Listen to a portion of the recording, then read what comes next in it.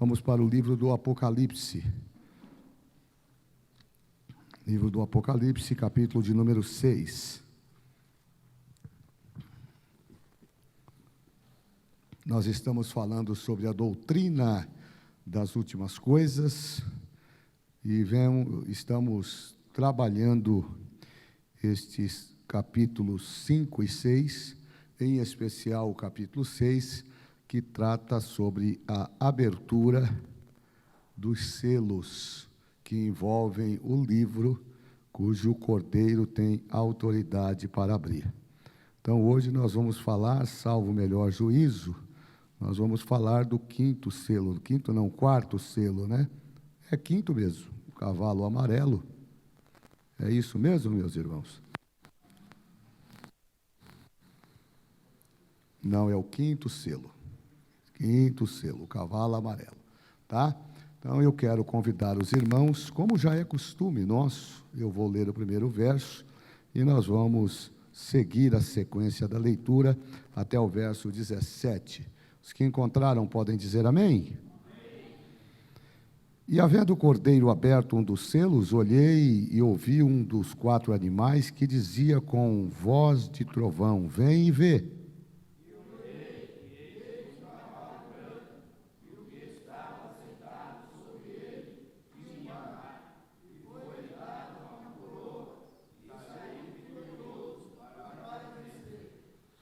E havendo aberto o segundo selo, ouvi o segundo animal dizendo: vem e vê.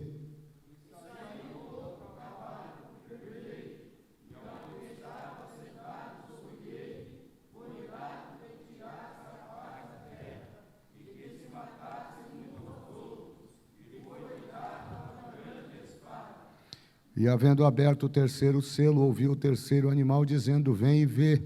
E olhei, e eis um cavalo preto, e o que sobre ele estava sentado tinha uma balança na mão.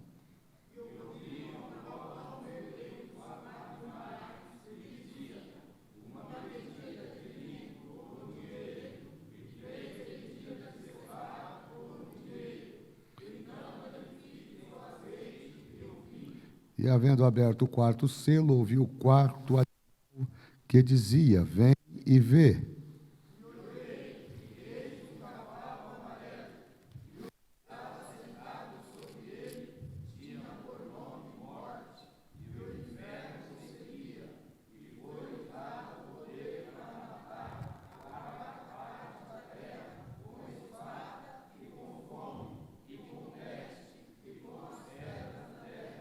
E havendo aberto o quinto selo, vi debaixo do altar as almas dos que foram mortos por amor da palavra de Deus e por amor do testemunho que deram.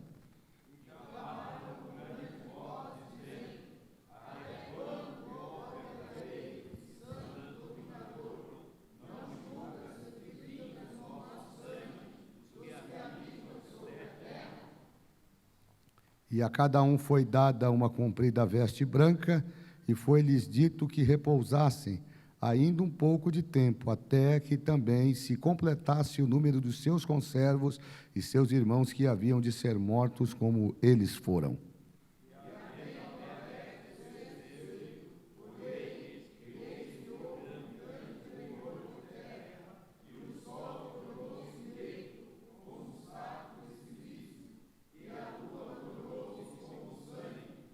E as estrelas dos céus caíram sobre a terra, como quando uma figueira lança de si os seus figos verdes abaladas por um vento forte.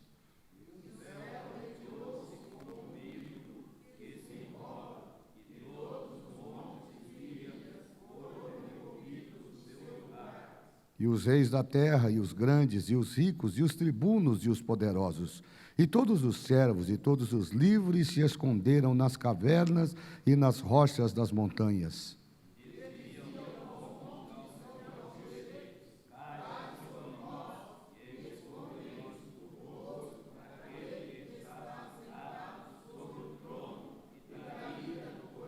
Juntos, porque vindo o grande dia da sua ira, e quem poderá subsistir? Vamos orar? Vamos orar, pedindo a Deus que nos dê direção da sua palavra, mais essa noite, para que o seu nome seja glorificado. Pai de amor, bondade e misericórdia, nós louvamos o Senhor pela sua bondade, pelo seu grande amor, pelo seu cuidado, por tudo que o Senhor tem feito em nossas vidas. Pedimos a tua direção mais uma vez, a fim de que possamos falar, Senhor, sobre a tua palavra, recebendo da tua parte graça, unção, autoridade, para que possamos transmitir aquilo que te apraz, aquilo que o Senhor já tem determinado para nós nessa noite. Revela-nos, Senhor, na tua palavra, aquilo que tu queres falar à tua igreja, é o que nós te pedimos em nome de Jesus. Amém. Os irmãos podem tomar assento. Eu queria, antes de entrar propriamente no cavalo amarelo, voltar um pouquinho ainda na terça-feira próxima passada.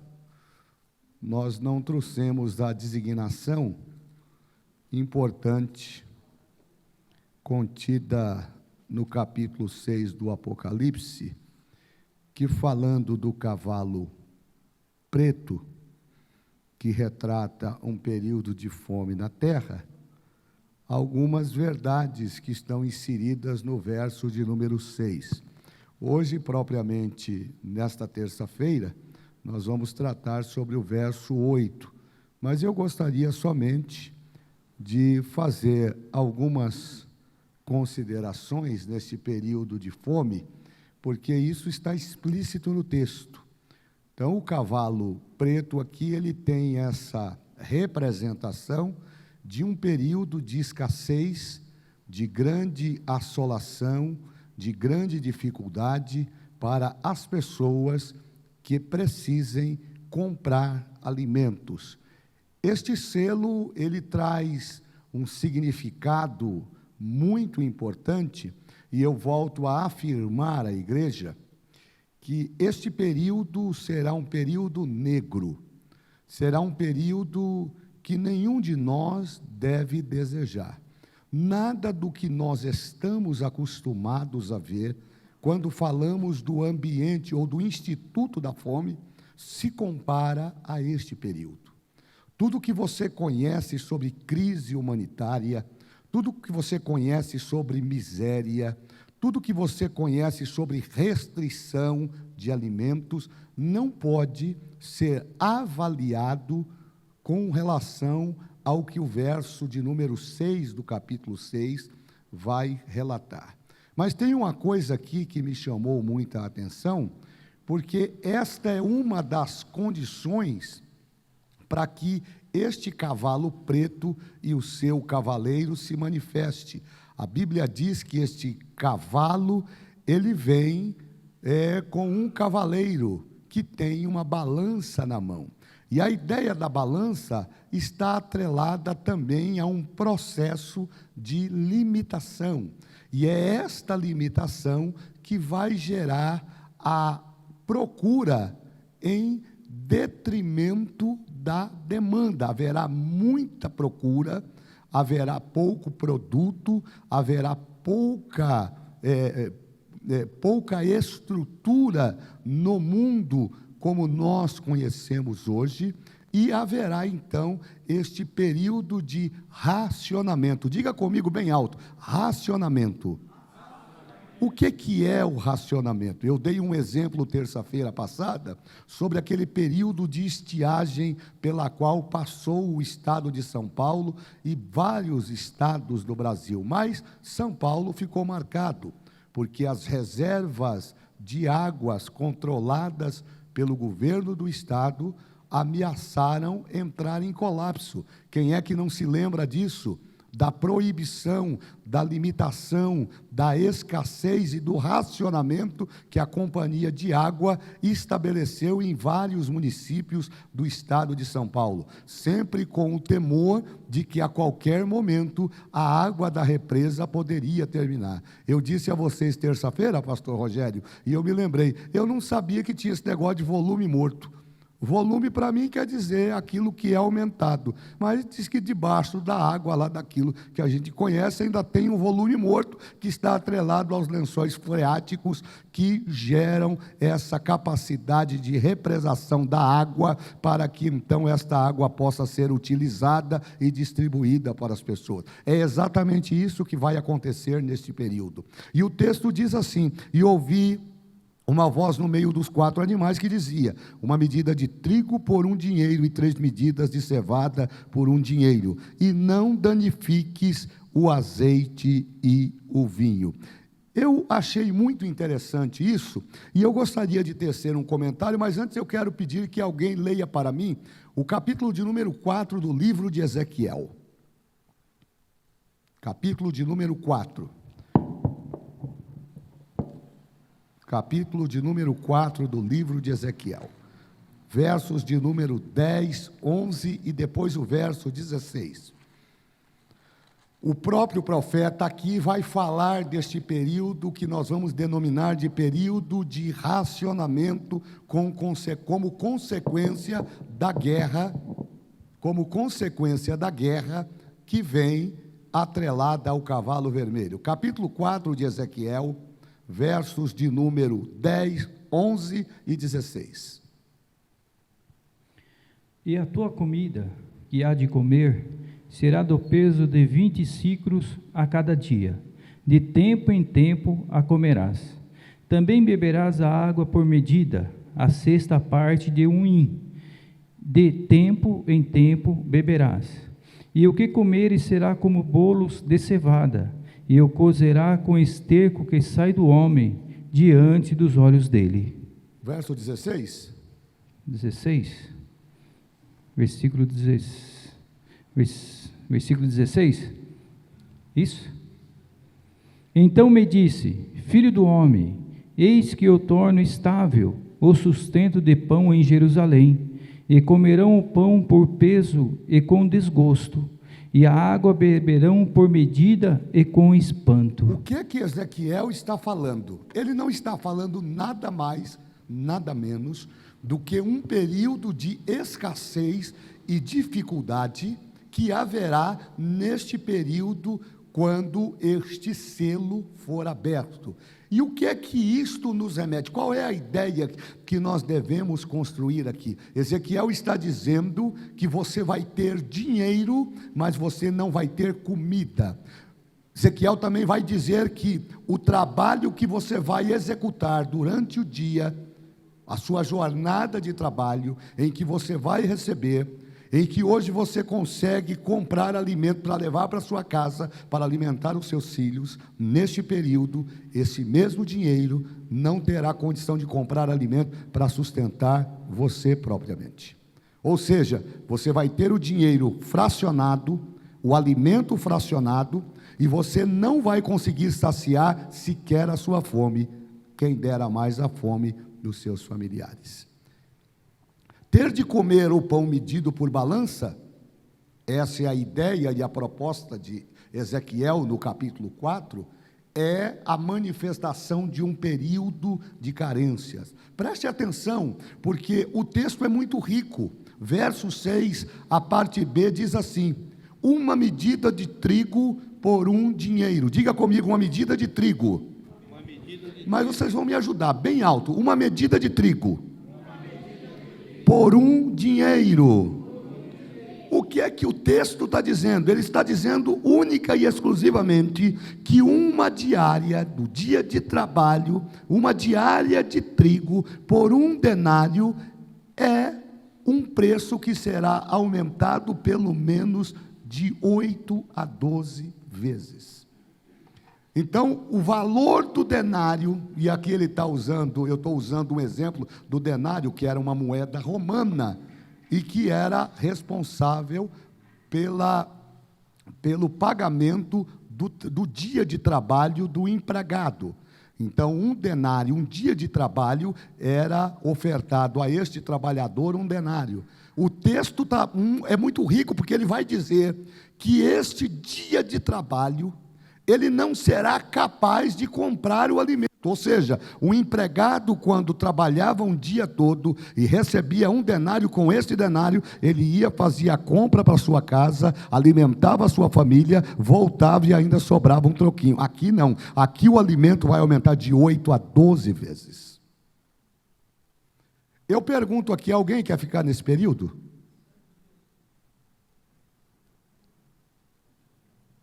Tem um irmão lá na frente fazendo assim, ó.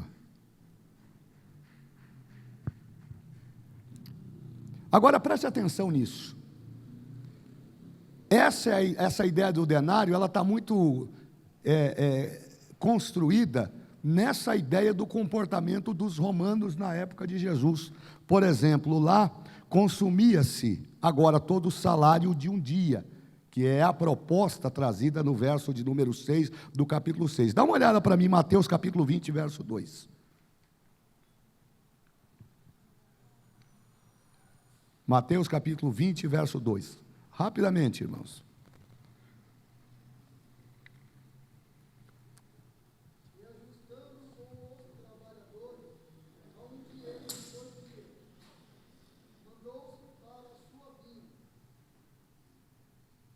Prestaram atenção? Leia novamente, bem pausadamente, para a gente entender aqui. Se tiver um microfone para ajudar ele, aí eu agradeço, né? Que com esse barulho passando aí na porta. E ajustando com os trabalhadores a um dinheiro por dia, mandou-os para a sua vinha. Ou seja, o dono da vinha chama os trabalhadores e diz: ó, vocês vão trabalhar o dia todo. O salário é um dinheiro, um denário. Com esse valor vocês vão poder trabalhar e quando terminar vocês recebem pelo que fizeram e vão sobreviver com este pagamento que vocês vão receber. Esse preço significava que se a fome fosse necessário para suprir, ou seja, esse dinheiro seria necessário para suprir a necessidade de uma família para evitar que ela passasse fome. Então, este pagamento ele estava muito atrelado ao dia de trabalho. O resultado disso é que o trabalhador, depois que ele exercia toda a sua atividade, ele voltava para sua casa, ele tinha o dinheiro e tinha a garantia de comprar o pão para levar para dentro de casa. No período do capítulo 6, isso não vai acontecer, porque nós estamos vindo de um período de guerra, e a guerra ela tem como resultado promover um processo de destruição e de catástrofe social. Basta que para isso nós olhemos agora para o cenário mundial. Fale aí de um país em que nós estamos vendo guerras recentes. Vamos lá, testar o seu conhecimento. Um país agora que está em guerra. Israel. Mas Israel ainda tem a superioridade. Mas vamos olhar para a Palestina, que não é um Estado constituído e que tem toda a sua estrutura social destruída. Vamos falar um pouquinho da Ucrânia. A Ucrânia é um país estruturado e que está em guerra com a Rússia já há quase um ano. Percebam que não existe mais nenhuma estrutura social e as pessoas elas acabam sendo privadas de receberem aquilo que deveriam receber, principalmente no âmbito da alimentação. Como é que você pode plantar a lavoura num estado de guerra? Como é que você pode cultivar a terra? Como é que você pode criar animais? Como é que você pode ajuntar esses alimentos? Como é que você pode distribuir isto à sociedade se o período é de guerra? Então, esse resultado do capítulo 6, como determinação da abertura do selo, ele é consequência daquilo que a guerra já tinha provocado através do cavalo vermelho. O cavalo vermelho passa esse período de guerra e acompanhado a esta guerra vem a fome.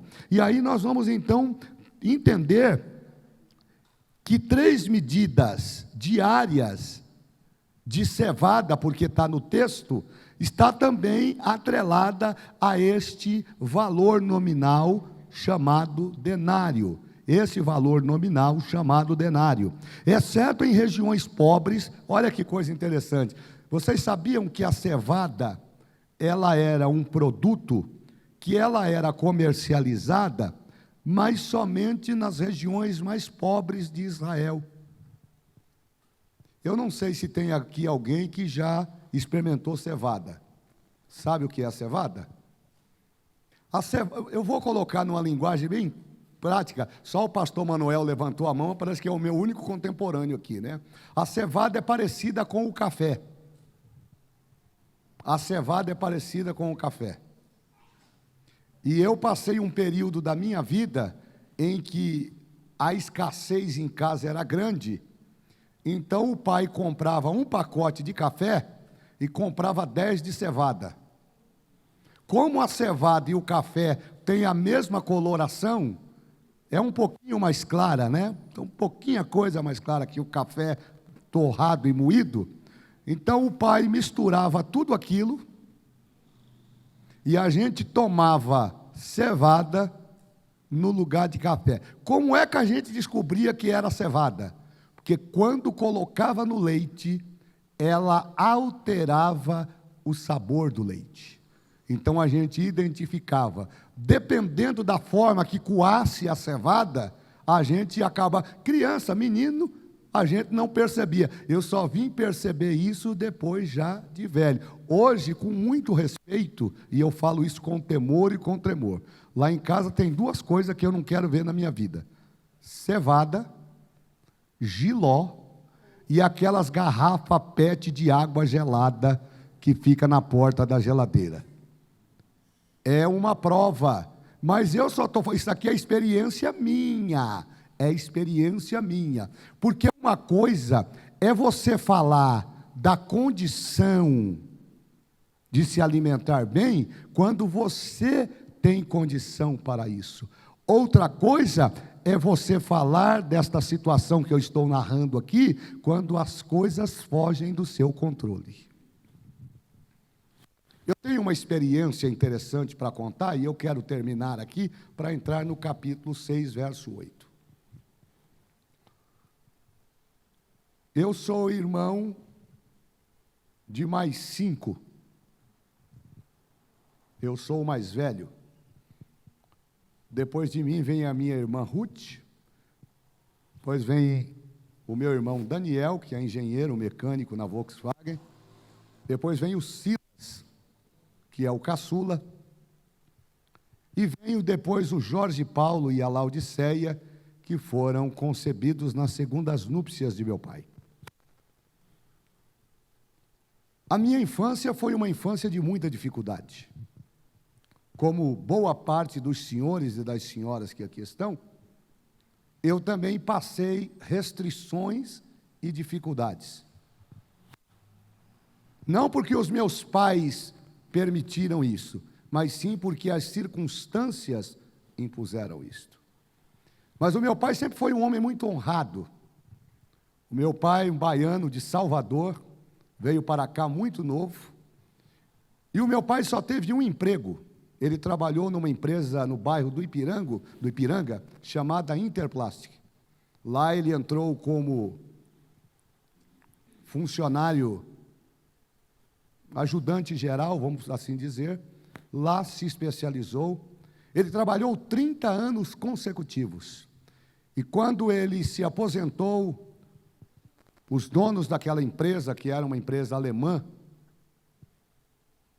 chamaram o meu pai e disseram: Jorge, você vai se aposentar, mas nós fizemos uma reunião e nós gostaríamos que você continuasse na empresa. O papai se aposentou e ficou mais 10 anos na empresa. O meu pai só teve um registro em carteira. Era aquele registro. A vida dele era aquela empresa. E nós morávamos no bairro de Pirajussara, onde o pastor Dario conhece muito bem, e naquele tempo a pobreza ali era muito grande. Era uma cidade afastada, hoje está muito desenvolvida, e eu que sou nascido e criado lá, hoje vou lá e me perco. Não sei mais andar no bairro que eu nasci e me criei. Mas nós enfrentamos muitas dificuldades. Meu pai trabalhava muito, saía de madrugada para trabalhar, nós víamos o papai somente aos finais de semana, e na mesma toada a minha mãe, aquela simpática senhora que esteve aqui nas minhas bodas de prata. Minha mãe tem 77 anos, vai fazer 78 anos, lúcida, trabalha até hoje, dirige o carro dela, não depende de ninguém, não dá satisfação para ninguém. Quando você liga: mãe, você está onde? Eu estou ali. Vai ver, ela já se vetou por aí. E a vida é essa. Só que nós tínhamos esse período de dificuldade, porque as coisas não eram fáceis. E aí nós enfrentamos um momento de muita turbulência, porque o salário era pouco e as coisas aumentavam de forma muito expressiva naquela ocasião. E foi assim que eu aprendi, tudo que a gente quer, a gente tem que lutar para conquistar. Mas na minha casa nunca entrou nada que não tivesse procedência. Nunca, papai e mamãe nunca permitiram. Eu me lembro que um dia, eu ainda era menino, sendo mais velho, fui para a casa de uma tia minha, no bairro do Jardim Santa Teresa, no Embu. E naquela brincadeira dos primos, eu voltei para casa trazendo um carrinho. Foi 2 trabalhos. Um trabalho foi trazer o carrinho, e outro trabalho foi voltar de a pé até o Santa Teresa para devolver o carrinho. Quando eu voltei para casa, ainda tomei uma pisa. Pai, mas ele me deu. Não, você vai apanhar do mesmo jeito. Depois que eu te der um couro, eu vou perguntar para ele se ele deu. Ou seja, eu tomei o couro, apanhei, não tinha conselho tutelar, não tinha nada. E depois que o meu pai me bateu, me deixou de castigo, ele ligou para o meu tio, e o meu tio falou, não, mas nós demos o carrinho para ele. Não, mas agora eu já bati, não tem como resolver o problema, ele já apanhou mesmo, está tudo certo. E assim a gente foi criado, com muita dificuldade. Então eu aprendi desde muito cedo a dar valor às coisas. Eu aprendi desde muito cedo a não desprezar aquilo que a gente recebe. E eu aprendi muito cedo que a fome, ela traz uma característica muito difícil. Porque a fome, eu falei terça-feira e vou repetir aqui, ela não rouba de você somente a sua dignidade. A fome, ela também rouba de você a sua capacidade de reação a ela. E como consequência disso, ela te leva a um estado de desnutrição. São 3 situações geradas pela fome. Quem passa fome perde a dignidade. Você quer entender o que eu estou falando? Porque a gente passa de largo. A gente passa de largo. Olhe para as pessoas em situação de rua. Agora mesmo, domingo, nós vimos aqui na distribuição das marmitas, a família vem, pega algumas marmitas, e a gente está vendo que é muita comida para pouca gente. E meia hora depois alguém me chamou e disse, pastor, dá uma olhada do outro lado da rua. Eles pegaram a mistura que estava na marmita e colocaram a marmita arrumadinha para o cachorro comer. Então esta é um aculturamento em que as pessoas já são doutrinadas a não dar valor àquilo que tem.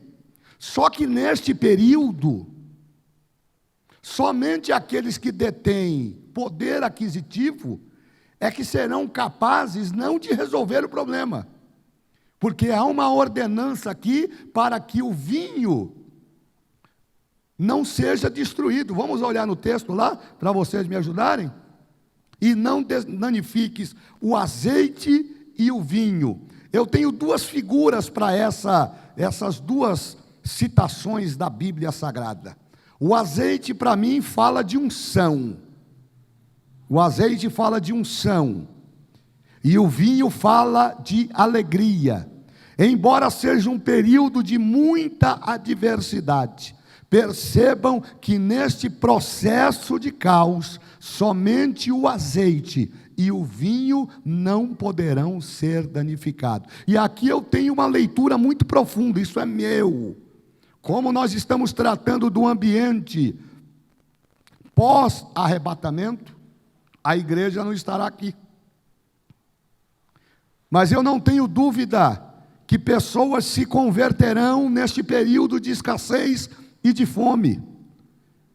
Eu não tenho dúvida que mesmo com esta determinação de Deus para que este cavalo promova essa destruição nos campos, que destrua todos os alimentos, haverá um remanescente aqui que não sofrerá consequência direta desta situação, porque o azeite e o vinho aqui serão preservados. Ah, pastor, então eu posso ficar à vontade, porque se não der certo destruir de um arrebatamento, eu vou me virar por aqui. Tome cuidado, porque isso aqui não é para gente. Diga para o teu irmão, isso aqui não é para a igreja, não. Isso aqui é aqueles que não entenderam o propósito de Deus. Então vamos lá. Exceto das regiões mais pobres, a cevada era dada como comida. Sabe para quê? Para cavalo. Eram os cavalos que utilizavam a cevada. Agora havia-se na mesa da família pão inferior ao pão de cevada. Essa epidemia de fome pode ser explicada com colheitas frustradas. Porque uma vez que o campo não produz, não há o que se falar em colheita. Lembram do capítulo 21 do segundo livro do profeta Samuel? Quando o céu se fechou, logo no início do governo de Davi, Davi não se apercebeu disso. Eu já disse aqui que os hebreus da época de Davi, eles não temiam nada. Nada, pastor Juscelino. Hebreu não temia nada. Mas tinha uma coisa que assustava os hebreus. Era a fome. E céus fechados era sinal de que Deus não estava contente com o comportamento das pessoas. Que Deus nos ajude a não enfrentar ou não estar nesse período. Eu tenho falado aqui de forma muito pautada, muito paulatina, muito tranquila, porque essa é a ideia. Eu quero que você crie o hábito de pesquisar o texto, de verificar o texto, de verificar a pertinência do que eu estou dizendo e aplicar esta palavra no seu coração. Este será um período muito difícil, em que as pessoas que aqui estiverem estarão de fato enfrentando um grande desafio. E qual é o desafio que elas vão enfrentar? É o desafio de sobreviver a tudo isto. Mas eu queria nesta noite voltar para o que me trouxe aqui. Quero falar um pouquinho agora sobre o quarto selo, que vai tratar sobre o cavalo amarelo. E eu quero convidar então os irmãos para que nós façamos a leitura juntos do verso de número 8.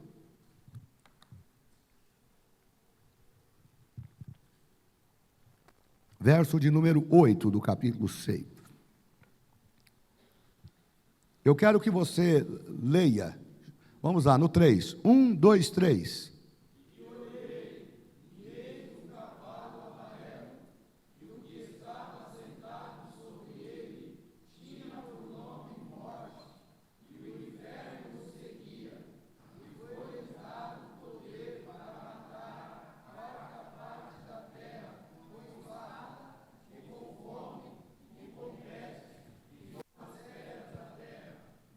Eu não sei se vocês perceberam, a partir do verso de número 2, quando o cavaleiro branco é apresentado, ou melhor, quando o cavalo branco é apresentado, e aquele que vem sobre ele vem com uma coroa para vencer com um arco na mão.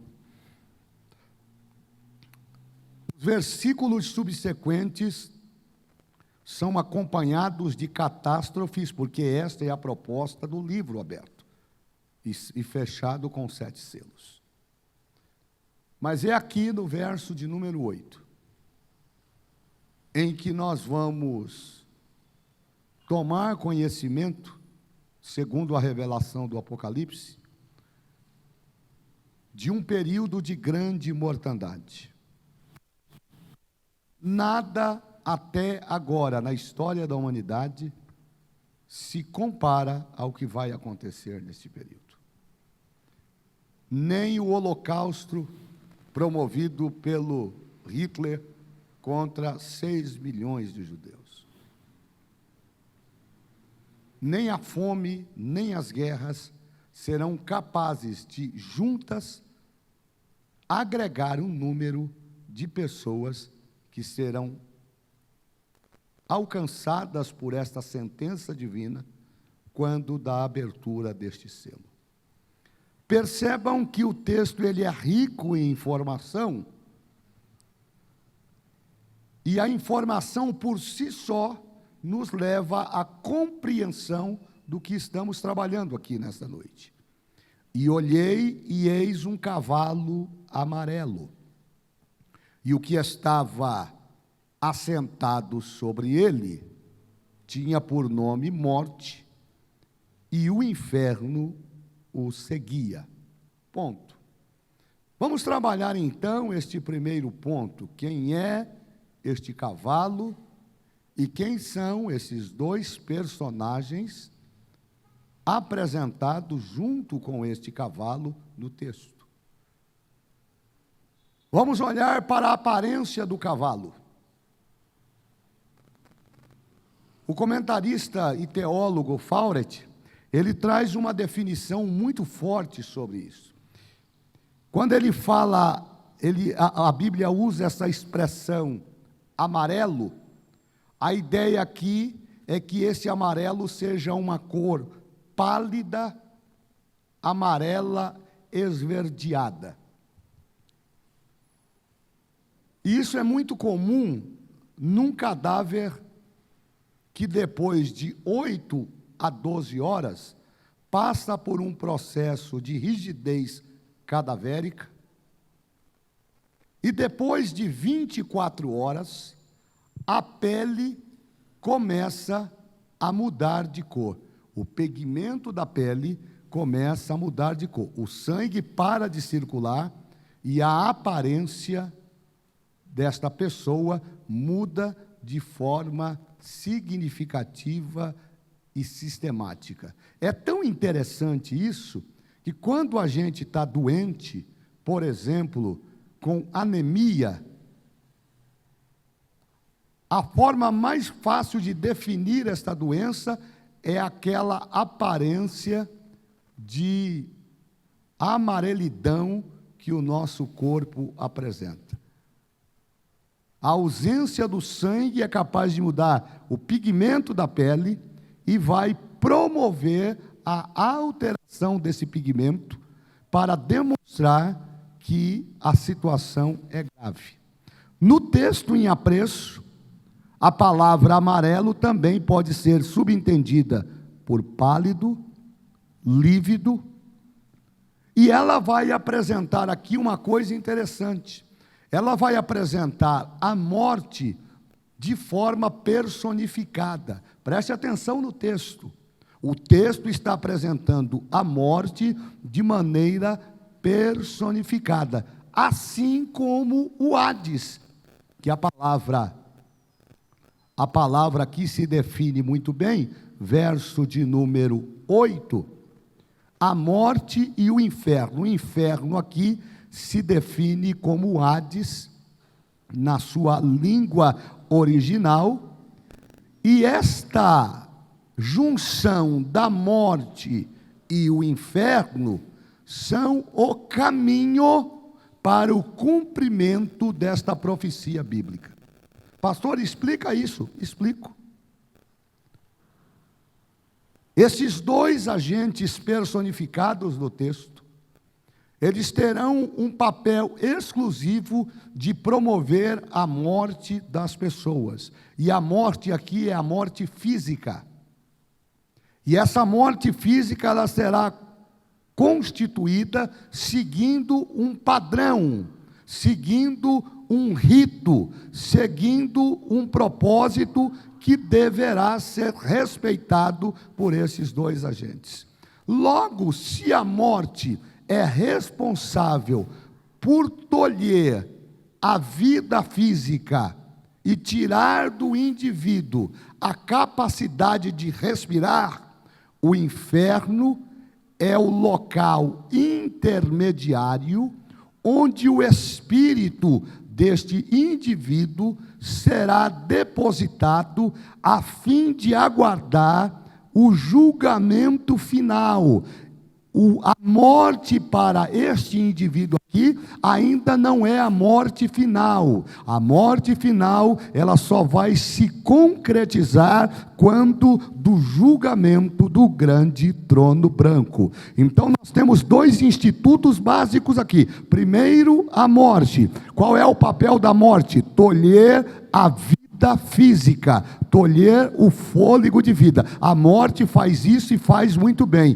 Querem ver uma coisa que aconteceu agora? Acho que foi hoje à tarde. Num país muçulmano, acho que na Turquia, um deputado subiu na tribuna. Eu até mandei no grupo dos pastores, que eu achei muito interessante. Ele subiu na tribuna, pastor, para falar que Israel vai dar conta a Alá do que está fazendo com os palestinos. Quando ele terminou de falar, ele segurou no microfone e caiu duro, porque de Deus ninguém zomba. Ah, pastor, mas isso aí pode ser uma coincidência. Se é uma coincidência ou não, eu vou deixar para outro momento para a gente discutir. Mas o assunto ali era Deus, e ninguém toca na menina dos olhos de Deus. Então a morte é o instrumento que Deus usa, e porque Deus tem poder sobre a morte, e a prova que Deus tem poder sobre a morte, é que Jesus ao terceiro dia ressuscitou. O diabo, ele não esperava isso. O projeto do diabo era levar Jesus à morte. Se a gente matar ele, nós vamos resolver o problema. Leva ele para a cruz. Por isso que o diabo trabalhou até o último instante para ver Jesus morto. Mas o que ele não sabia era que ao terceiro dia o nosso Jesus ia ressuscitar. E a prova que ele tem poder sobre a morte está descrita lá em Coríntios, no capítulo 15. Paulo desafia o poder da morte. Onde está a morte? A tua vitória. Onde está o teu agrilhão? Para quem morre em Cristo, a morte é simplesmente uma passagem desta vida para a vida eterna. Quem morre em Cristo não morre, mas vai viver eternamente para a glória do nome de Jesus. Mas aqui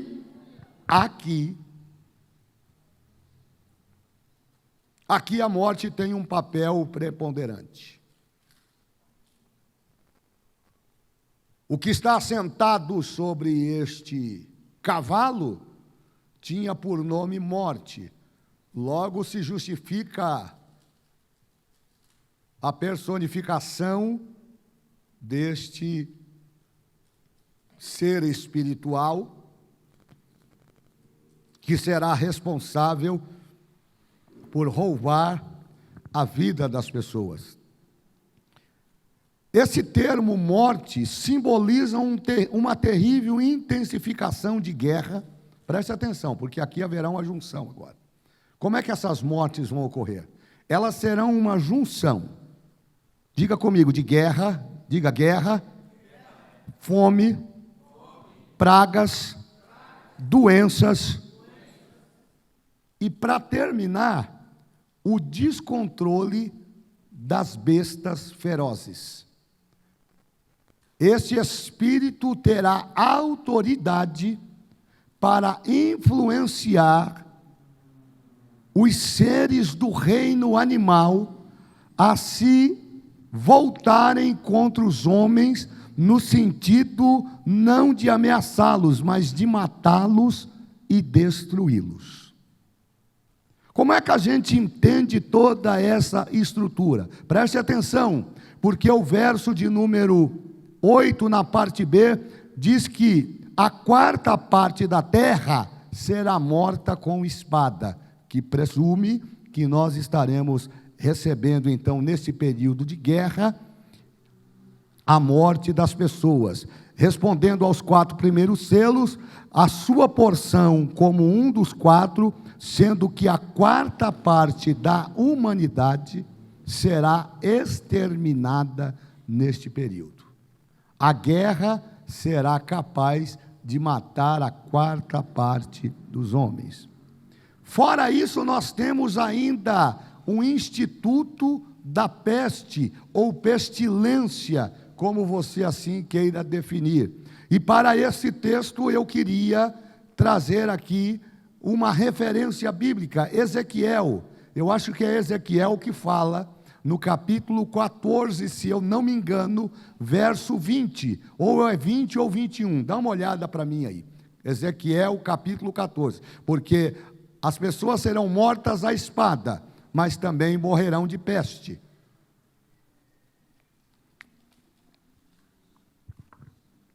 Ezequiel capítulo 14, verso 21.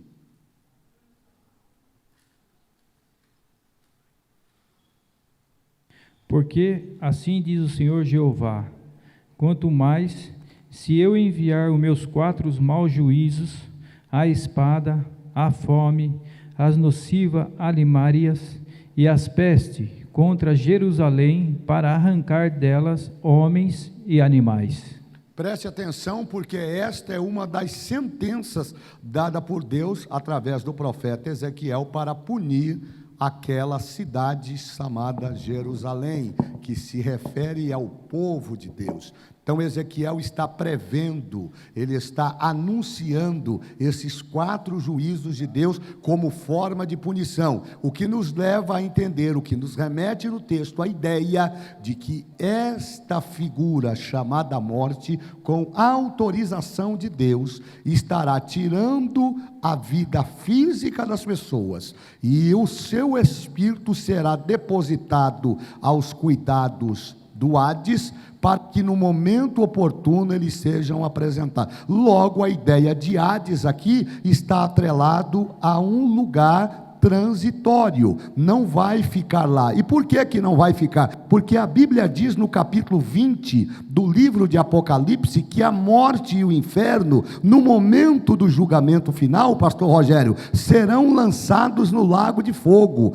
A ideia de que o inferno é o ponto final de sofrimento é um equívoco e uma falácia. O inferno é somente um estado intermediário, onde é depositado o espírito do desobediente, e nós temos essa expressão, essa figura de linguagem, quando a gente vê a parábola do rico e do Lázaro, muito bem ilustrada por Jesus. Eu já falei para vocês que naquele caso da parábola de Lucas, nós temos que considerar que a parábola, ela é uma história inanimada, ela é um exemplo. A gente pega o cotidiano da vida das pessoas para transmitir uma mensagem. Logo, a parábola, ela não tem personagens. A parábola, para ser parábola, ela não pode ter pessoas, ela não pode ter a pessoa como primeiro sujeito neste diálogo. Mas no caso do rico e Lázaro, nós vamos ver especificamente um diálogo, nós vamos ver essa construção que o próprio Jesus faz, mostrando este período ou este lugar intermediário aonde as pessoas vão, e o que me chama a atenção, ficarão lá de forma consciente.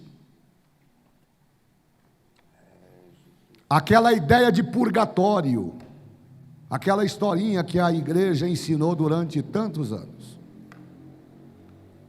aquela ideia de Tártaro, que os gregos contaram tanto tempo, influenciando inclusive os romanos. A história do Olimpo, contado pelos escandinavos, elas não se coadunam com a realidade da Bíblia. A Bíblia vai dizer que este período será um período de muito sofrimento, de muito sofrimento. Este juízo será tão terrível que 1/4 da raça humana será morta em um curto período de tempo. A Bíblia não especifica exatamente quando esta grande devastação acontecerá. No entanto, a severidade do juízo parece indicar que isto também ocorrerá dentro do período da grande tribulação. Alguns acreditam que isso vai acontecer próximo ao início da última metade dos 7 anos, quando os juízos estiverem começando e acabar com grande parte da população mundial. Aqui eu vou chamar a atenção de vocês. E por quê? Porque os selos, pastor Davi, eles são somente a abertura das sentenças de Deus. Eles não param ali. E o que vem depois dos selos, pastor? Diga aí para o teu irmão, aí o negócio vai apertar. Não, mas diga alto aí, diga, o negócio vai apertar. O negócio vai apertar. E por que vai apertar? Porque virão as taças. Deus vai derramar as taças da sua ira. É uma figura de linguagem. Serão decretos de Deus para tratar com o homem ímpio, para tratar com aquele narcisista, aquele incrédulo, para tratar com o ateu que diz que Deus não existe, que Deus é fruto da imaginação humana. Vai tratar com aqueles que zombaram do evangelho, vai confrontar os filósofos. Por exemplo, o grande que diz que Deus é uma farsa, que Deus não existe. Naquele grande dia, no dia do juízo de Deus, esses homens vão se apresentar diante daquele que está sentado no trono. Capítulo 20, verso 11 do livro do Apocalipse, irmão Rubens, começa dizendo assim: e vi um grande trono branco, e aquele que estava sentado no trono, de cuja presença fugiu a terra e os céus, e não se achou lugar para eles. Eu fiquei pensando, a coisa vai ser tão poderosa, a glória do Senhor vai ser tão grande, que a terra e os céus não vão encontrar espaço para estar diante da santidade do Deus Todo-Poderoso. Eles vão fugir, vão desaparecer e não vão encontrar lugar. O verso 12 diz assim: e vi os mortos, grandes e pequenos, que estavam prostrados diante do trono. Quem são esses grandes?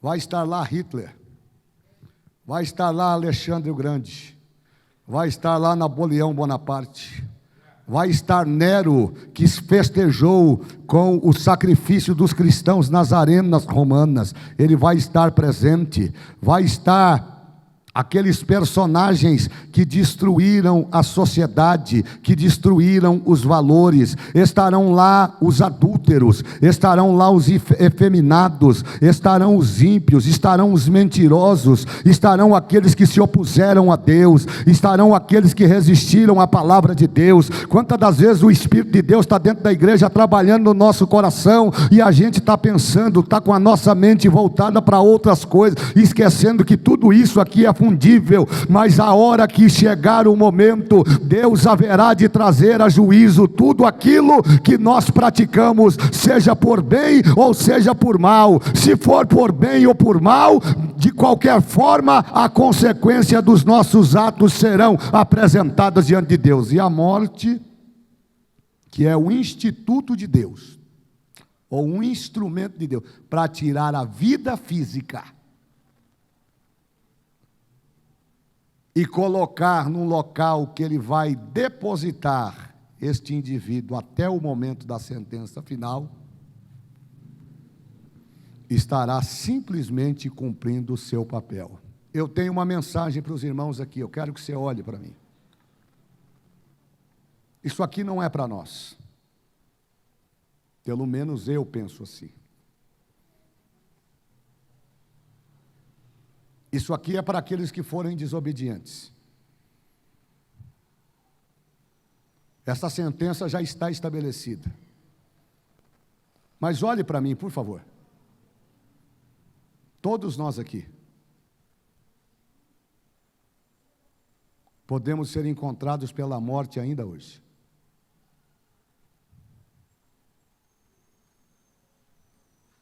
E é somente Deus e nós é que sabemos para onde nós vamos. Eu vou repetir, é somente Deus e nós mesmos que somos capazes de saber para onde nós vamos. Eu pergunto a você, se a morte chegar hoje,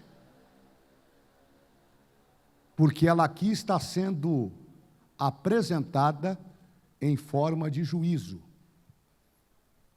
E uma vez que ela está sendo apresentada em forma de juízo, ela vem para cumprir o papel que lhe cabe. Qual é o papel da morte?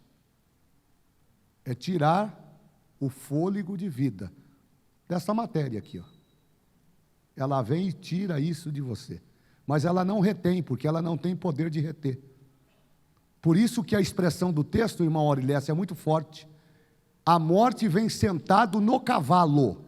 Está no texto. O cavalo tem aspecto cadavérico. Porque aonde a morte chega, ela traz tristeza, ela traz frieza, ela traz destruição. Agora preste atenção no texto. O inferno não. O inferno segue a morte.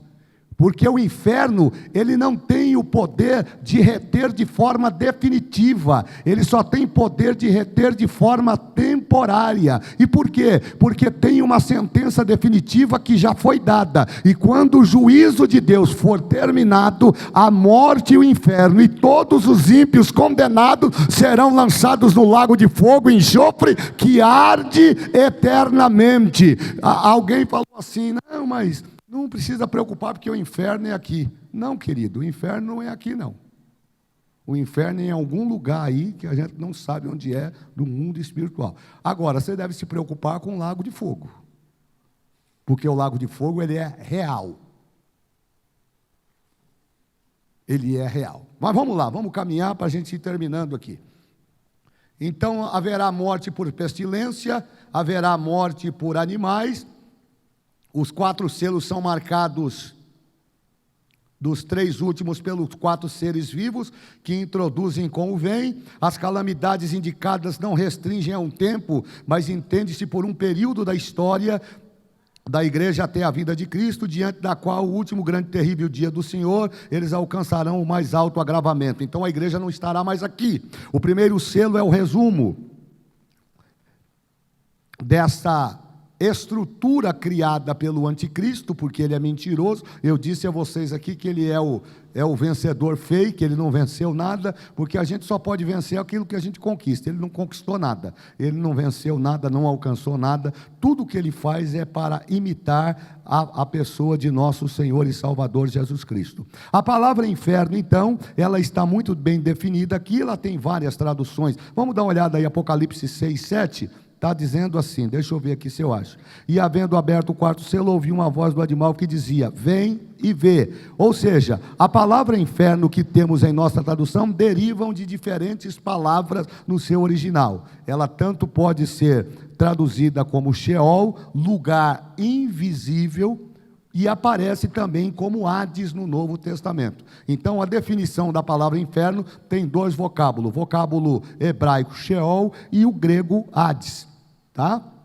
Geena é o vale de Inom, porque isso aqui está na Bíblia também, é muito interessante a gente tocar nesse assunto, porque o Geena também ele está atrelado a esse local específico, que era, por exemplo, usado pelos pagões, não é? Pelo povo desobediente, naquela trajetória do povo no deserto. Eles então sacrificavam lá as crianças.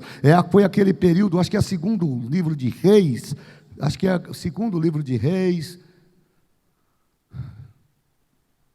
é capítulo 23, dá uma olhada aí para mim, 2 Reis, capítulo 23, vamos ver se é isso mesmo. Exatamente. Leia aí a partir do verso de número 10. O vale de Inom, ou Geena, não é? Era onde os judeus levavam os seus filhos para passarem pelo fogo em sacrifício aos deuses pagãos. Representa no Novo Testamento um lugar de fogo eterno e sofrimento. Segundo o livro dos Reis, capítulo 23, verso 10.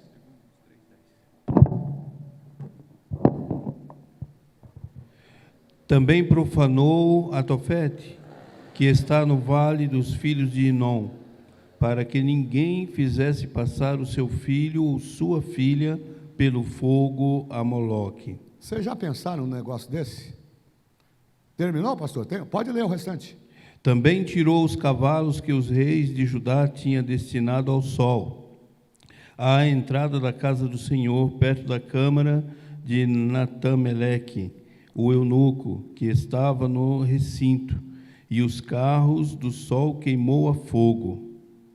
Também o rei derribou os altares que estavam sobre o terraço do cenáculo de Acás, os quais fizeram os reis de Judá, como também o rei derribou os altares que fizeram Manassés nos 2 átrios da casa do Senhor.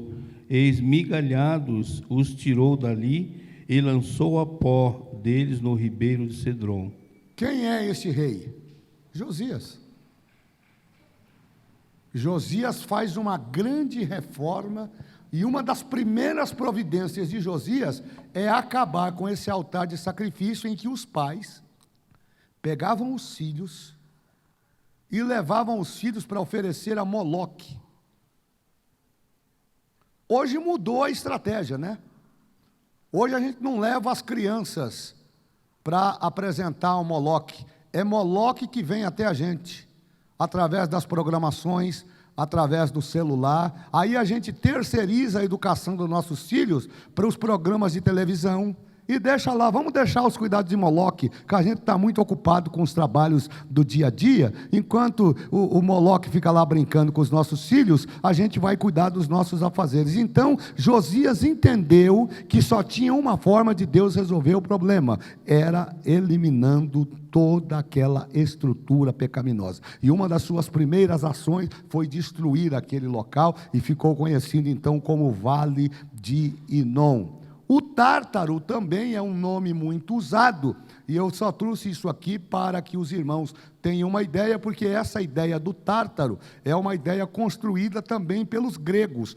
Como os judeus, os hebreus tiveram uma influência muito grande dos romanos e também dos gregos, principalmente com relação às várias divindades que tanto existiram no contexto romano como no contexto grego, o Tártaro também reflete ou menciona esse eventual lugar de sofrimento onde as pessoas são levadas após a sua morte física, e quem está neste ambiente não pode ter contato com os vivos. Então, é somente no sentido de mostrar aos irmãos o papel diferenciado. Enquanto a morte vem roubar a vida, ela tira o fôlego, o Hades ou o inferno é uma espécie de depósito onde o espírito deste indivíduo será colocado para que ele possa prestar conta no dia do julgamento. Pastor, e como é que a gente faz? Fica dormindo? Não tem que trabalhar? Tem muito trabalho lá? É um local de absoluto sofrimento.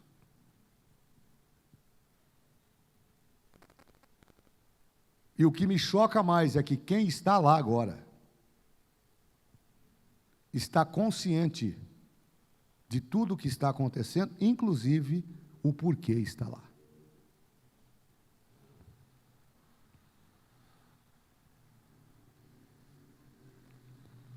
Esse ambiente que nós determinamos, Judas vai falar lá no seu capítulo,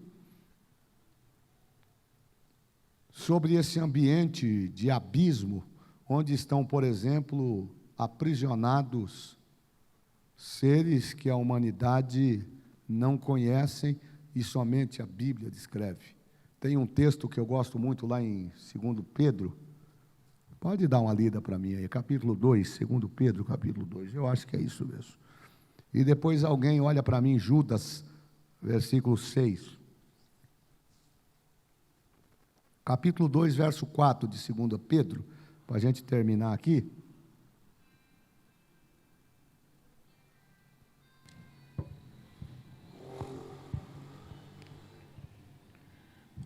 Porque se Deus não perdoou aos anjos que pecaram, mas, havendo-os lançado no inferno, os entregou às cadeias da escuridão, ficando reservado para o juízo. Pronto. Então aqui nós temos já uma declaração que comprova que o inferno não é um estado, é um lugar. É um lugar de prisão.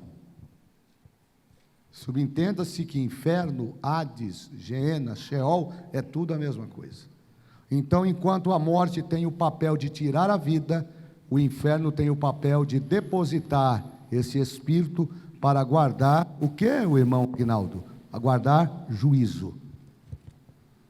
Então perceba que não termina no inferno, O inferno é um local intermediário, onde a alma do ímpio vai para aguardar o julgamento final. Isso é muito importante você entender.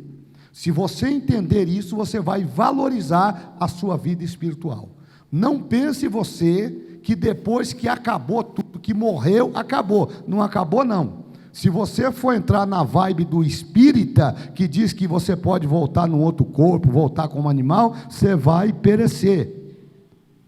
A Bíblia diz, o escritor aos Hebreus diz que ao homem é ordenado morrer uma só vez. Depois disso, segue-se o juízo. Dá uma olhada para o teu irmão, mas olhe para ele agora de verdade. Diga: se você tem que me amar, ame hoje.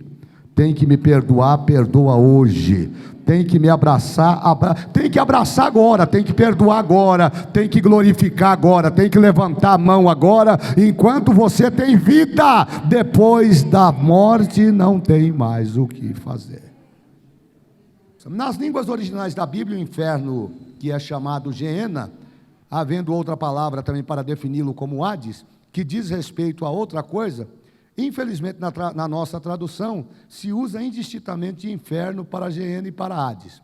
Hades preste atenção nisso, que agora eu tenho que tomar muito cuidado para explicar isso aqui para vocês.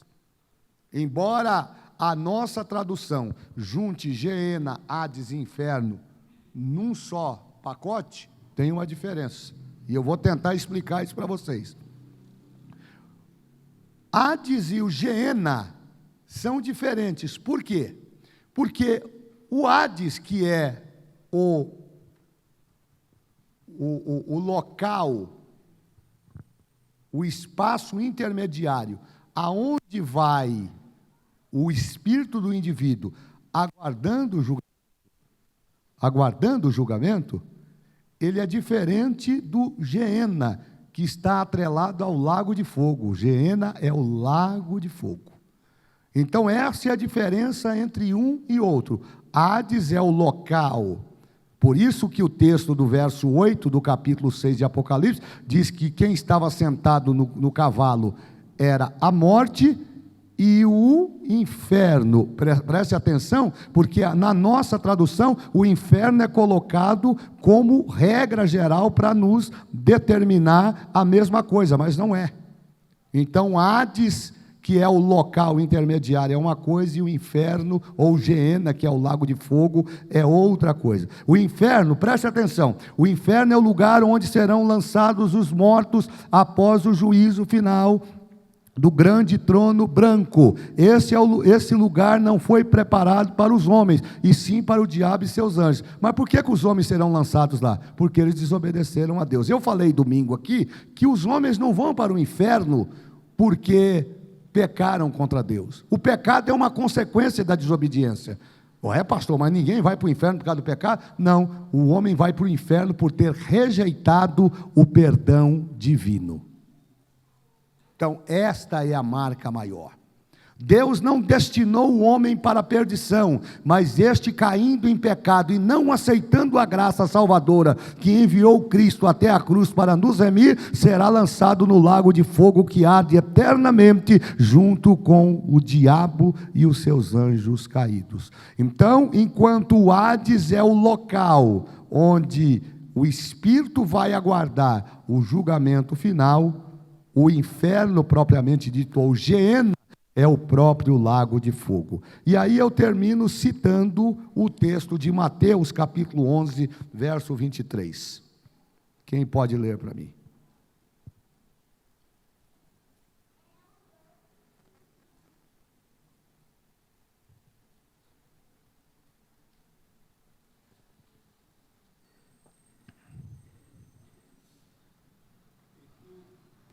E tu, Cafarnaum, que te ergues até os céus, serás abatida até os infernos.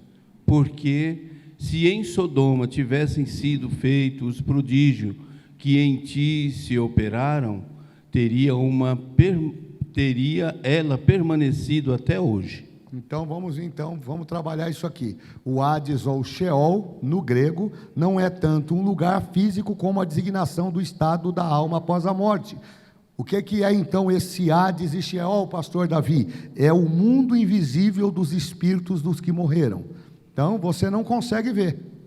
Quem está lá não consegue falar com quem está aqui. Quem está aqui não consegue falar com quem está lá. Aquela história de que os mortos saem para conversar com os vivos, isso não procede. Isso é feitiçaria. A Bíblia repudia esse tipo de comportamento. Então, um estado intermediário entre a vida e a ressurreição para os salvos, ou para o juízo para os que perecem. A ressurreição será para ambos. A ressurreição será para ambos. Para os que vão para o céu e para os que vão para o inferno. A morte e o inferno devolveram os mortos que nela havia, para que eles fossem julgados e lançados no lago de fogo. O ladrão na cruz ouviu a promessa do Senhor. Olha que coisa interessante. Assim como tem o Hades, o Sheol, como o estado intermediário para guardar o espírito do ímpio, do desobediente, olha o que é que Jesus fala para o ladrão na cruz: ainda hoje estarás comigo no paraíso. A ideia de que até que nós recebamos a redenção para morar no céu propriamente dito, nós vamos ficar aguardando no paraíso se morrermos em Cristo, e o paraíso é coisa maravilhosa. Paulo foi ao terceiro céu e diz que é coisa esplendorosa, não deu para contar aquilo que ele viu lá. E aqui eu termino: assim os que morrerem em Cristo são salvos. Lucas capítulo 16 declara estar atormentado na chama. Lucas diz, é o último texto que a gente vai ler, e aqui eu já termino. Lucas 16, 24. Vamos só ver isso aqui e a gente termina. Olha aqui, dois lugares distintos: paraíso para os que são salvos, e Hades ou Sheol para os que são desobedientes. Lucas 16, 24. E clamando disse: Abraão, meu pai, tem misericórdia de mim e manda a Lázaro que molhe na água a ponta do seu dedo e me refresque a língua, porque estou atormentado nessa chama. Pronto, está aqui. Consciente. Ué, mas como é que morto pode ter sede? Isso é uma coisa que quando você chegar lá você pergunta. Eu não quero nem saber. Eu não estou lá não.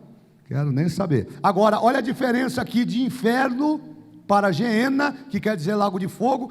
Quando a Bíblia fala aqui inferno, ela está se referindo ao Hades, esse local intermediário onde a alma do indivíduo, ou o espírito do indivíduo, vai aguardar o julgamento. O último texto bíblico, Apocalipse capítulo 20, verso 13 e 14, e aqui a gente termina. Convidar já o pastor Aguinaldo para subir para cantar um hino aqui comigo. Apocalipse capítulo 20, verso 13 e 14. E deu o mar os mortos que nele havia, e a morte e o inferno deram os mortos que neles havia, e foram julgados cada um segundo as suas obras. Entenderam? Pode ler o outro. E a morte e o inferno foram lançados no lago de fogo.